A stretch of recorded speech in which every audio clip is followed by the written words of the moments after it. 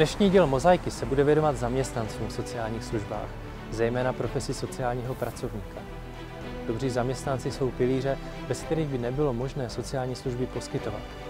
Pokusíme se odpovědět na otázky, jaká je obsahová náplň práce sociálního pracovníka, jaké vzdělání musí lidé na těchto pozicích mít. Ukážeme vám, že jde o práci krásnou, ale náročnou, která je spojena s určitým vnitřním nastavením člověka pomáhat druhým.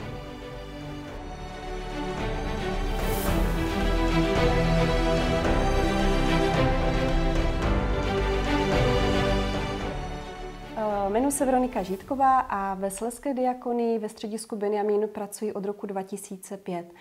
V současné době má pozice je spojením práce sociálního pracovníka a vedoucí střediska.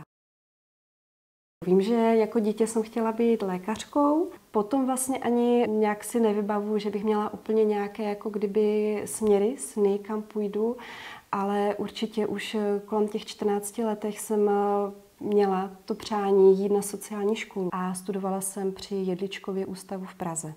A ta škola mi dala hodně nejenom po té profesní stránce, ale i po různých jiných oblastech rozhledu, kontaktu s lidmi.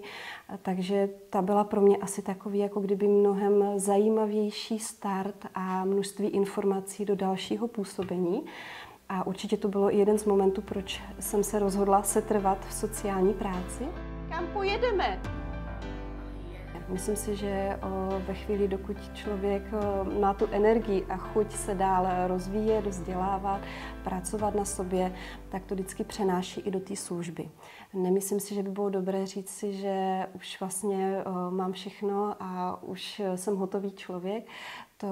Já to tak prostě nemám a jsem ráda, když mám možnost se dále vzdělávat, rozvíjet. A to nejenom studiem nějakých škol, ale i dlouhodobých výcviků, účasti na různých konferencích anebo výměny zkušeností s jinými službami, organizacemi. A neustále hledat ty možnosti, jak ty služby posouvat dál. To je BMWčko.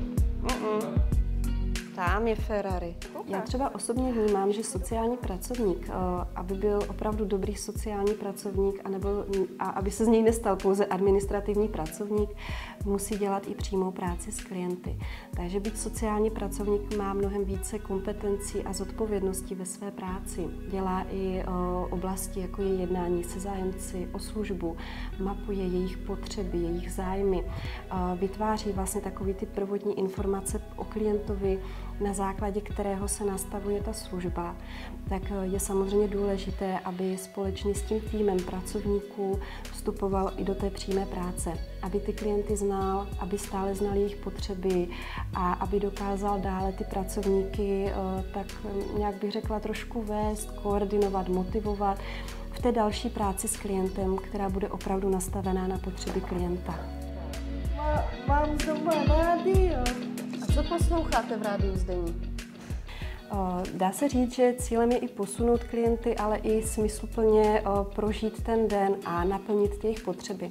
Víme, že u některých našich klientů už se třeba nebudeme mít možnost moc někam dál posunout, něco nového naučit, ale proto se snažíme, aby ten den, který tady u nás prožijí, měli co nejaktivnější, aby měli spoustu nových zážitků, aby si vyzkoušeli spoustu nových věcí a aby ty činnosti, které jim nabízíme, nasedaly na to, co ti naši klienti potřebují a aby si i vyzkoušeli třeba věci, ke kterým se běžně nedostanou. Ať už tím, že v domácím prostředí mají zajištěnou péči od rodin, anebo že k nám přichází z pobytové sociální služby.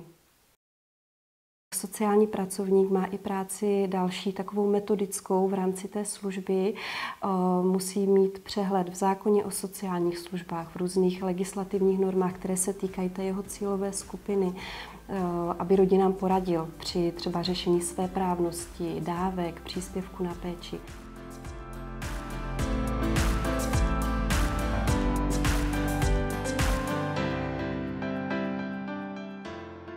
Já si myslím, že nejdůležitější je, aby člověk, který se rozhodne pracovat v sociální práci, měl pak rád ty klienty, se kterými bude pracovat. Ať už se rozhodne pro službu, jako jsme my, denní stacionář, pro zařízení pro seniory nebo pro lidi bez domova, tak musí mít rád ty lidi, se kterými bude pracovat.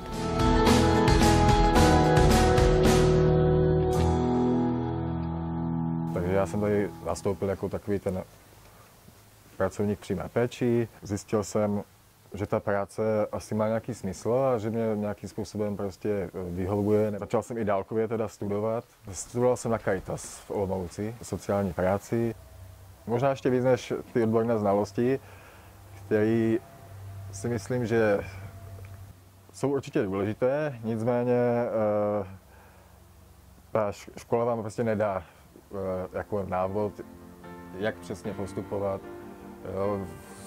v nějaké dané situaci, ale určitě vám může dát jako nějaký silný etický základ, na základě kterého pak třeba postupujete. Takže asi tady tohleto, tady ten etický základ, to bych řekl, že bych u té školy ocenil nejvíc.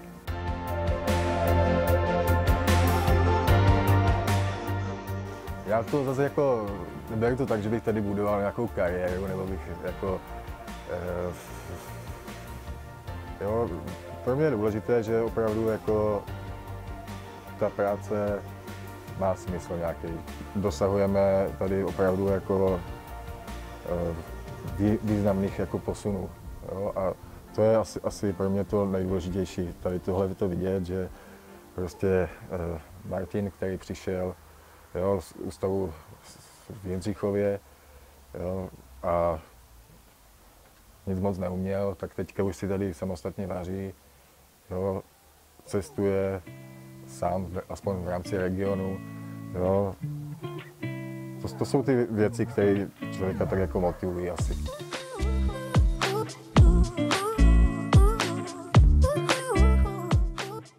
Chráněné bydlení, tam je to nejdůležitější, asi nejtěžší vlastně, je stanovit tu správnou míru podpory, aby to nebylo ani moc, ani málo. Aby to nebylo nějaké přefečovávání, aby se za klienty nedělali věci, které prostě oni zvládnou sami. Je to náročné prostě na trpělivost. Někdy ti klienti používají různé manipulativní postupy, aby dosáhli nějakých svých cílů, takže tomu třeba vzdorovat není jako úplně jednoduché.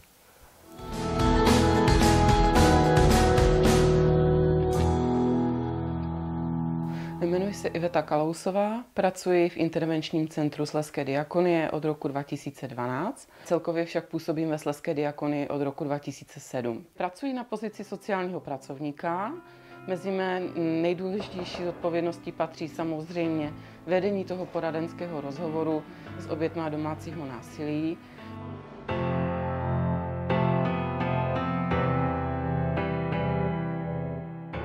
Pro mě byl humanitní obor přirozenou cestou, protože se přiznám, že i předměty ve škole, které byly nastavené tím humanitním směrem, mě více bavily než matika, logika, a fyzika a podobně. Proto jsem se po střední škole rozhodla, že budu absolvovat vyšší odbornou školu sociální, s tím, že jsem absolutně nevěděla, do jaké služby se dostanu, s kterou cílovou skupinou bych ještě chtěla a nechtěla pracovat, ale nakonec teda to dopadlo tak, že pracuji s oběťmi domácího násilí. Studium mi přineslo spoustu informací. Vyšší odborné škole jsem vděčná za to, že byla nejenom teoretická, ale byla zaměřená zejména na praxi, která mi také umožnila to, že jsem se potom snadno dostala přes výběrové řízení do Slezské diakonie jako sociální pracovník. Díky různým výcvikům, které jsme tam měli a cvičením, takový ten samotný vstup do toho poradenského procesu. To znamená příprava na to, s kým se můžu setkat, kdo je pro mě klient, co já jsem pro klienta, jakým způsobem mám s klientem jednat, nějaké základy empatického řízení a určitě poradenský rozhovor, který uplatňuji vlastně při každé schůzce nebo konzultaci s klientem.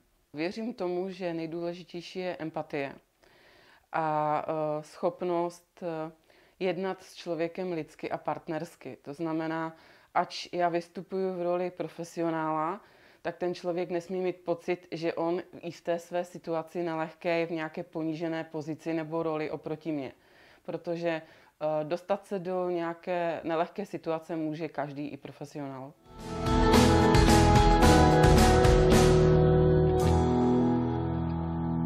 Před přijetím zákona o sociálních službách se zaměstnavatelé rozhodovali, zda vybrat člověka se vzděláním nebo s obrovskou motivací práci konat a poté ho postupně vyvzdělat.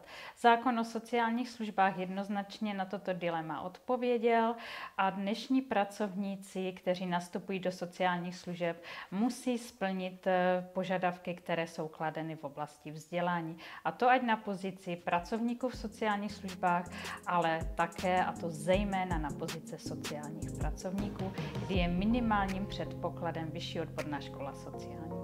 Sociální práce je velmi krásná pomáhající profese, je také náročná a součástí práce sociálního pracovníka je také určitá osobnostní charakteristika. Zároveň je pro sociálního pracovníka velmi důležité se průběžně vzdělávat. Zase zákon o sociálních službách nám stanovuje, že každoročně sociální pracovník absolvuje 24-hodinové vzdělávání. Tím si prohlubuje svou kvalifikaci, získává nové znalosti, dovednosti, věnuje se novým trendům. Sociální pracovníci v naší organizaci mají možnost se vzdělávat také v našem vlastním vzdělávacím středisku, kterým je Diakonický institut, který ročně zorganizuje několik desítek vzdělávacích programů. Myslím si, že všichni kolegové, kteří tuto práci vykonávají, by mi dali za pravdu, že samotné vzdělání je jenom takovým tím základním předpokladem pro vstup. Ale bez té vnitřní motivace, bez té touhy pomáhat druhým lidem a činit tak profesionálně, odborně, není možné působit v sociálních službách. Viděli jsme a slyšeli, že realizace sociální práce v sociálních službách je prací, která dává obrovský smysl, bez které si potřební lidé často svůj život nedokáží ani představit. Právě onen smysl dané práce stojí často za tím, proč lidé do sociálních služeb nastupují. Hovořím o jejich vnitřní motivaci pomáhat druhým lidem. Na společnosti pak je, aby dokázala tuto práci ocenit, tak aby mladí lidé, kteří mají tuto vnitřní motivaci, současně projevili zájem o studium sociální práce a poté vykonávali profesi sociálního pracovníka. Jedno je totiž jisté, sociálních pracovníků bude vždy třeba. Otázkou potom zůstává, kolik lidí se skutečně rozhodne hledat své profesní i osobnostní uplatnění právě v sociálních službách.